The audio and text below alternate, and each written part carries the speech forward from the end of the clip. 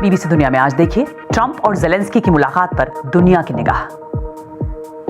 2 हफ्तों तक तीखी बयानबाजी के बाद अमेरिका के राष्ट्रपति डोनाल्ड ट्रंप और रूस के राष्ट्रपति वोलोदिमीर ज़ेलेंस्की डील पर करेंगे दस्तखत। मगर सवाल बरकरार, यूक्रेन के खनिजों पर अधिकार के बदले क्या यूक्रेन को रूस से बचाने की गारंटी देगा अमेरिका? स्वागत है आपका बीबीसी दुनिया में। मैं हूं सारिका सिंह। क्यों ट्रंप से मिल रहे हैं यूरोप के कई नेता? बात कार्यक्रम में, लेकिन पहले हेडलाइंस।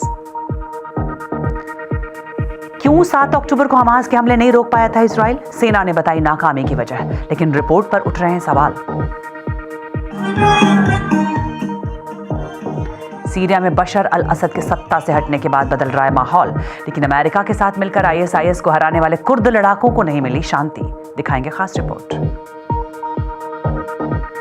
और दिखाएंगे कैसे 2000 साल बाद मिला एक इंसानी दिमाग। क्यों शीशे में बदल गया था ये दिमाग? दिखाएंगे खास रिपोर्ट।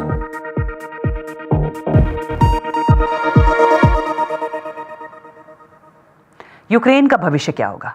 युद्ध खत्म हुआ तो कौन उसे सुरक्षा देगा? अमेरिका की भूमिका क्या होगी? इसे लेकर अमेरिका के राष्ट्रपति डोनाल्ड ट्रंप से मिलने वालों का तांता लगा है। पहले फ्रांस के राष्ट्रपति इमैनुअल मैक्रोन, फिर ब्रिटेन के प्रधानमंत्री कीर स्टारमर और अब खुद यूक्रेन के राष्ट्रपति वोलोदिमीर ज़ेलेंस्की अमेरिका पहुंच गए हैं। अमेरिका और यूक्रेन के राष्ट्रपति एक ऐसी डील पर साइन कर सकते हैं जिसके तहत अमेरिका को यूक्रेन के खनिजों पर हक मिल जाएगा और इसके साथ ही एक ऐसे युद्ध को खत्म करने पर भी बात आगे बढ़ेगी जो रूस के हमले के साथ शुरू हुई थी। ज़ेलेंस्की को उम्मीद है कि अगर किसी भी तरह का शांति समझौता होता है तो उसके बदले यूक्रेन को सुरक्षा की गारंटी भी चाहिए।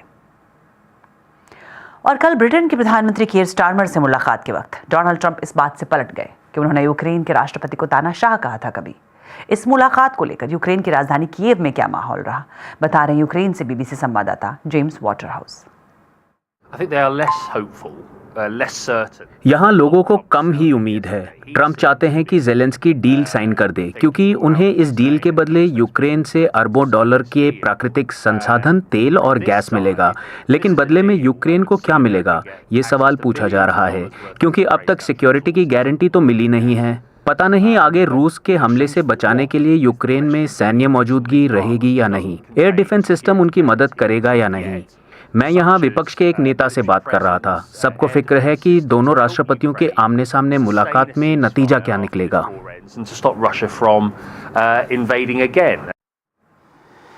इससे पहले डोनाल्ड ट्रंप और ब्रिटेन के प्रधानमंत्री सर कीर स्टारमर की मुलाकात हुई। बाद में दोनों नेताओं ने बताया कि युद्ध को खत्म करने को लेकर बात हुई। लेकिन जिस तरह ट्रंप कई मामलों में अपने सहयोगी देशों को भी नहीं बख्श रहे, वैसे में क्या स्टारमर ट्रंप को इस मामले में राजी कर पाए? देखिए बीबीसी की पॉलिटिकल एडिटर क्रिस मैसन की रिपोर्ट। व्हाइट हाउस शायद ये दुनिया का सबसे बड़ा राजनीतिक मंच है और अभी इसकी कमान उस राष्ट्रपति के पास है जो इस दुनिया को हमारे सामने ही बदलते जा रहे हैं। ब्रिटेन के प्रधानमंत्री व्हाइट हाउस पहुंचे। ये उनके अब तक के कार्यकाल के सबसे अहम पलों में से एक है। नाटकीय चीजें पसंद करने वाले राष्ट्रपति डोनाल्ड ट्रंप के लिए प्रधानमंत्री स्टारमर कुछ लेकर आए थे। So can I present the letter from the king? Thank you very much. Am I supposed to read it right now? Yeah, please do. So this is a letter from His Majesty the King. ये पत्र king की तरफ से है। आपके Britain के दूसरे आधिकारिक दौरे के लिए निमंत्रण है। ऐसा पहले कभी नहीं हुआ। This has never happened before. What I haven't got yet. मुझे अब तक आपका जवाब नहीं मिला है। मुझे जवाब चाहिए। I do need to. The answer is yes. यहाँ यूक्रेन अहम मुद्दा रहा और एक सवाल ने सभी का ध्यान अपनी ओर खींचा। मिस्टर प्रेसिडेंट, क्या आपको शांति समझौते के तहत यूक्रेन को वैसी ही सुरक्षा देने के लिए मनाया जा सकता है जैसे यूरोप दे सकता है? राष्ट्रपति ज़ेलेंस्की शुक्रवार सुबह मुझसे मिलने आ रहे हैं। हम दोनों बहुत ही महत्वपूर्ण समझौते पर साइन करने वाले हैं क्योंकि ये डील हमें यूक्रेन के भीतर जाने में मदद करेगी। हम वहाँ काम करेंगे तो आप इसे एक प्रकार की सुरक्षा बोल सकते हैं। अगर हमारे बहुत सारे वर्कर्स वहाँ होंगे तो मुझे नहीं लगता कि हमसे कोई उलझेगा। और यूक्रेन के राष्ट्रपति ज़ेलेंस्की पर दिए ट्रंप के उस बयान का क्या?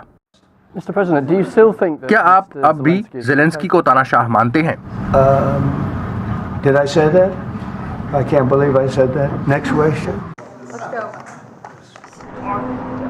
अमेरिका और ब्रिटेन के संबंध हमेशा से अच्छे रहे हैं, मगर अब नए राष्ट्रपति के आने के बाद इसकी कोई गारंटी नहीं है। कम से कम अभी के लिए प्रधानमंत्री उस परेशानी से निकल गए हैं जिसका सामना दूसरे कई देश कर रहे हैं। बीबीसी संवाददाता क्रिस मेसन की रिपोर्ट।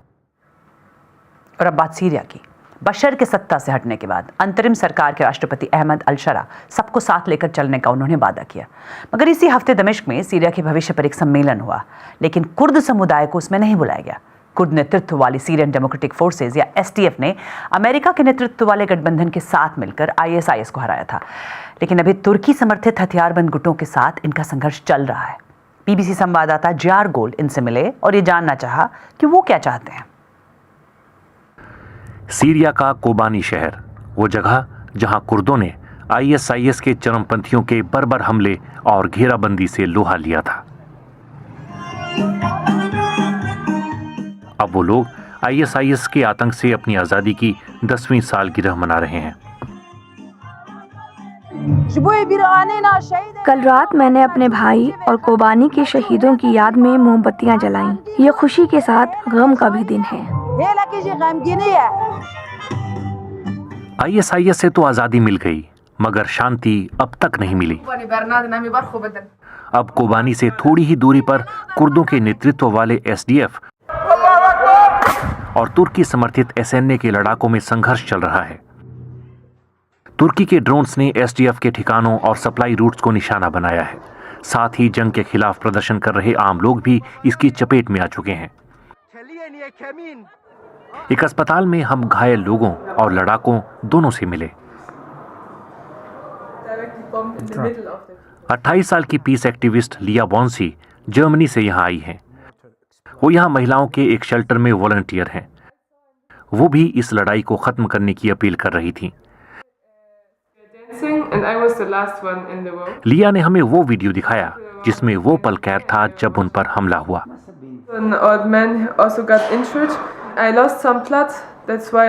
एक बुजुर्ग भी घायल हो गए।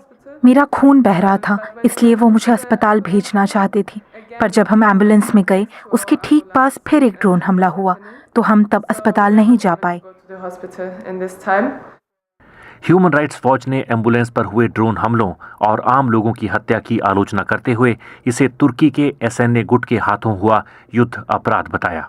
पर तुर्की की सरकार नागरिकों और इंफ्रास्ट्रक्चर को निशाना बनाए जाने की बात से इनकार करती है, बल्कि उसका कहना है कि कुर्द लड़ाके आम नागरिकों को ढाल की तरह इस्तेमाल करते हैं। अब भी तुर्की और उसके सहयोगियों से हमारी जंग जारी है। तुर्की के जेट्स और ड्रोन्स लगातार हम पर बमबारी करते हैं। सीरिया की नई सरकार क्या कदम उठाएगी ये अभी साफ नहीं है। उनके बयान पॉजिटिव तो हैं, लेकिन उन पर तुर्की का दबाव है कि वो हमारे इलाकों पर हमला करें।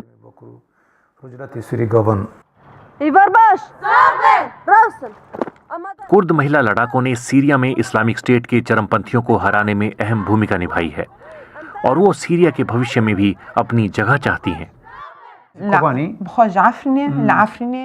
इस कुर्द कमांडर को चिंता है कि दमिश्क में नई इस्लामिक सरकार महिलाओं के अधिकारों का सम्मान करेगी या नहीं। अभी तक हमने सीरिया के नए शासन में महिलाओं को किसी भूमिका में नहीं देखा है। यहाँ हम राजनीतिक, सामाजिक और सैन्य हर पहलू में सक्रिय हैं। अगर हमारे अधिकारों का सम्मान नहीं होगा तो आप कैसे सोच सकते हैं कि हम हथियार छोड़ देंगे?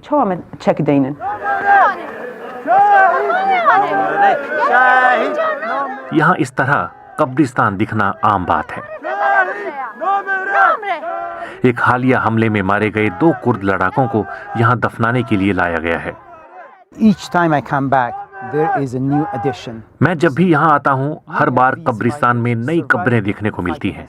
इनमें से कई लड़ाके आईएसआईएस से जंग में बच गए थे, लेकिन ये ताज़ा कब्र उन लोगों की है जो हाल ही में तुर्की के ड्रोन और तुर्की समर्थित गुटों के हमले में मारे गए। सीरिया में स्थिरता की उम्मीद तो दिख रही है, पर कुर्दों का भविष्य साफ नहीं है। क्या उन्हें नए सीरिया में सहयोगी की तरह देखा जाएगा या फिर उन्हें अपने वजूद की एक और जंग लड़नी होगी? बीबीसी संवाददाता जीआर गोल की रिपोर्ट। और खबर यूरोपीय देश ग्रीस से, जहां बड़े पैमाने पर प्रदर्शन हो रहे हैं। इस दौरान राजधानी एथेंस में प्रदर्शनकारियों की पुलिस के साथ झड़प भी हुई। दरअसल ये प्रदर्शन 2023 में हुए देश के सबसे भीषण ट्रेन हादसे की दूसरी बरसी पर हो रहे हैं।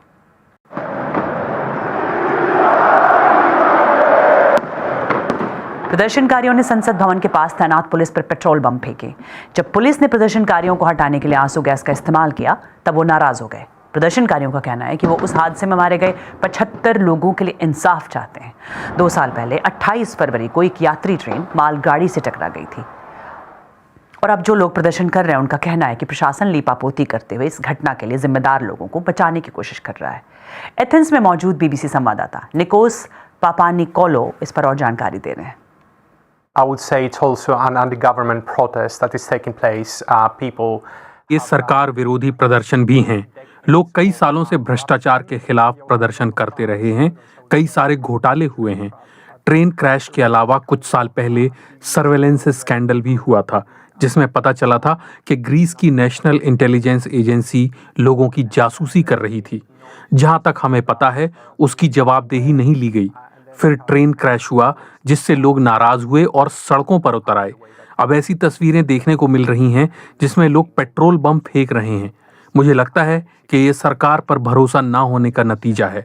उन्हें लग रहा है कि न्याय के मामले में पारदर्शिता नहीं है। उन्हें लग रहा है कि इन मसलों पर न्याय नहीं हो रहा है और सरकार कुछ भी नहीं कर रही है। And on the other hand, the government is not doing enough to address those issues.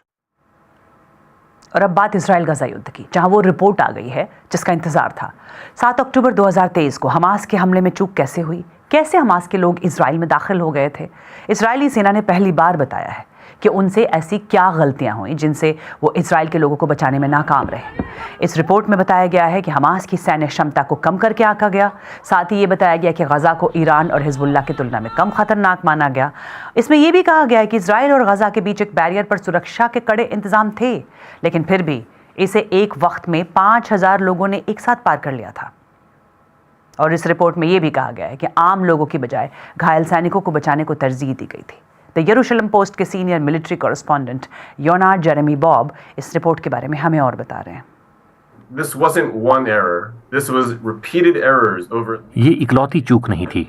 पिछले 10 सालों में कई गलतियां बार बार दोहराई गईं। एक बार भी ऐसा संकेत नहीं दिखा कि हमास कोई खतरा हो सकता है या वो इस तरह के हमले को अंजाम दे सकता है। वो ट्रेनिंग जरूर करते रहे मगर इस बारे में गंभीर नहीं थे कि हमास वाकई कुछ कर सकता है। फिर आप चौंक गए और 5000 से मुकाबले के लिए आपके पास सिर्फ 767 सैनिक थे। सवाल है कि जब हमास बॉर्डर क्रॉस कर रहा था तो आपने बमबारी के लिए एयरफोर्स को नहीं भेजा। फिर जनरल एबी रोजनफील्ड नाम के कमांडर वहां थे जो अपने सीनियर्स के आगे ये मानने के लिए तैयार ही नहीं थे कि सुबह 7 बजे ही उनकी हार हो चुकी है। उसके बाद 12 बजे तक सभी 1200 इसराइली, जिनमें से ज्यादातर आम लोग थे, मारे जा चुके थे या फिर 250 को बंधक बनाकर गजा ले जाया गया था। तब जाकर उन्होंने देर से बैकअप भेजा।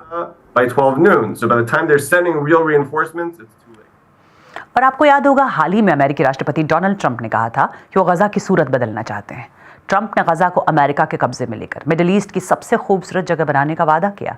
फिर उन्होंने अपनी वेबसाइट ट्रुथ सोशल मीडिया पर AI से तैयार एक वीडियो पोस्ट किया जिसमें गजा के भविष्य की तस्वीर दिखाने की कोशिश की गई थी, जिसमें ट्रंप का एक स्टैचू और इजरायली PM नेतन्याहू को एक पुल के पास ड्रिंक्स लेते दिखाया गया था। लेकिन जब गजा के लोगों ने इस वीडियो को देखा तो उन्होंने क्या कहा? अमेरिका के राष्ट्रपति डोनाल्ड ट्रंप ने गजा का AI से बनाया गया ये वीडियो शेयर किया था, जिस पर ऑनलाइन काफी प्रतिक्रियाएं आ रही हैं। इस वीडियो में गजा को एक बीच रिजॉर्ट के तौर पर दिखाया गया है, जहां बैली डांसर्स हैं। ट्रंप की सुनहरे रंग की बड़ी मूर्ति है, लेकिन इसमें जो नहीं है वो है गजा के लोग।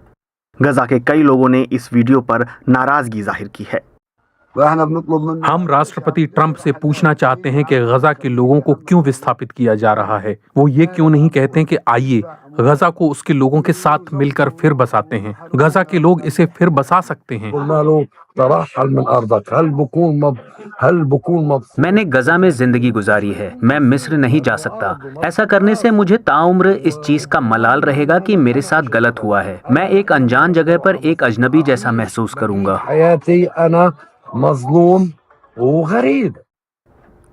ट्रंप ने पहले भी गजा को मध्य पूर्व के सबसे सुंदर इलाके में तब्दील करने की बात कही है।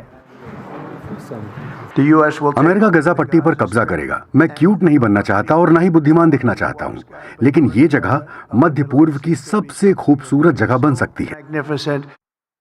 ट्रंप के इस कमेंट की संयुक्त राष्ट्र, ह्यूमन राइट्स ग्रुप्स और ज्यादातर देशों ने आलोचना की थी।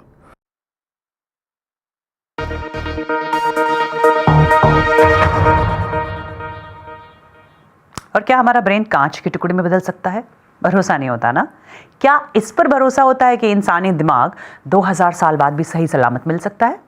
इटली के माउंट वेसुवियस में विस्फोट हुआ जिसमें एक युवक की मौत हुई थी और अब जाकर वैज्ञानिकों को पता चला है कि विस्फोट के बाद गर्म राख के गुबार में उस शख्स का ब्रेन कांच में बदल गया था।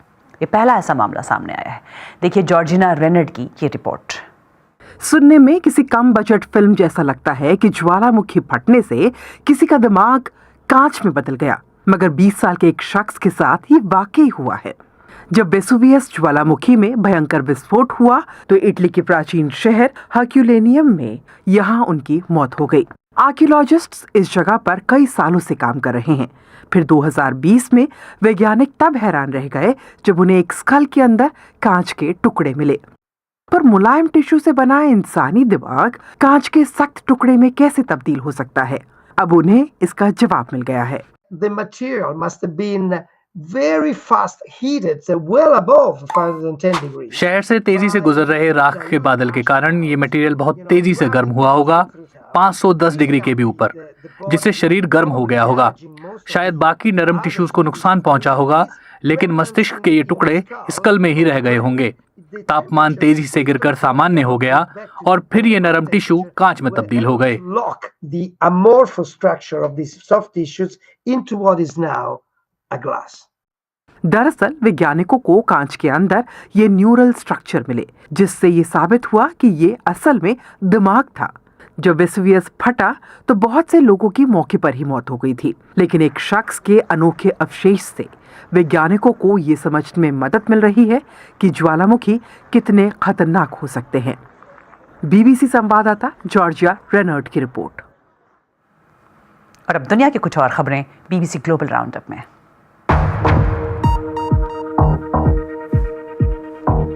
पाकिस्तान के उत्तर पश्चिमी इलाके में एक मदरसे में आत्मघाती हमला हुआ जिसमें 6 लोगों की मौत की खबर है। यहां पर तालिबान के नेता तालीम लेते थे। दारुल उलूम हक्कानिया मस्जिद में धमाके के वक्त शुक्रवार की नमाज के बाद सैकड़ों लोग इकट्ठा थे। पाकिस्तान के प्रधानमंत्री आसिफ अली जरदारी और तालिबान ने इस हमले की निंदा की है। अमेरिका के 5 पूर्व रक्षा मंत्रियों ने अमेरिकी सांसदों को चिट्ठी लिखी है और पेंटागन यानी रक्षा विभाग में बड़े पैमाने पर नौकरियां खत्म करने की आलोचना की है। उन्होंने कहा कि वरिष्ठ अधिकारियों को इस तरह से निकालना सेना का राजनीतिकरण है। अमेरिकी राष्ट्रपति ट्रंप ने हाल ही में सेना में बदलाव किए हैं। मौजूदा रक्षा मंत्री पीट हेगसेथ ने कहा है कि राष्ट्रपति को अपनी पसंद की टीम चुनने का पूरा अधिकार है। हिंद महासागर में मेडागास्कर और मॉरिशस के पास मौजूद फ्रांस का रियूनियन द्वीप खतरनाक चक्रवाती तूफान से जूझ रहा है। यहाँ पर 200 किलोमीटर प्रति घंटे की रफ्तार से हवाएं चल रही हैं। खतरे को देखते हुए सबसे ऊंचे स्तर का अलर्ट घोषित कर दिया गया है। और बायोडायवर्सिटी पर इटली की राजधानी रोम में संयुक्त राष्ट्र की एक बैठक चल रही है जिसमें कई देश हिस्सा ले रहे हैं। इस बैठक का मकसद है वाइल्ड लाइफ और जीव जंतुओं की प्राकृतिक रिहाइश को बचाए रखने के लिए योजना बनाना। बीते साल कोलंबिया में भी बैठक हुई थी, लेकिन फंडिंग की वजह से कोई नतीजा नहीं निकला था। अब इरादा है कि कोई ठोस योजना बनाई जा सके जो 2030 तक चले।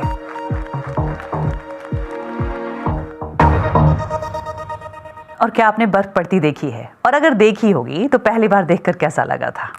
एक गाय के बछड़े ने जब ये देखा तो उसकी खुशी का ठिकाना नहीं रहा। हानिश एक स्कॉटिश गाय का बछड़ा है और इसे अमेरिका के जॉर्जिया के एक फार्म में रखा गया है।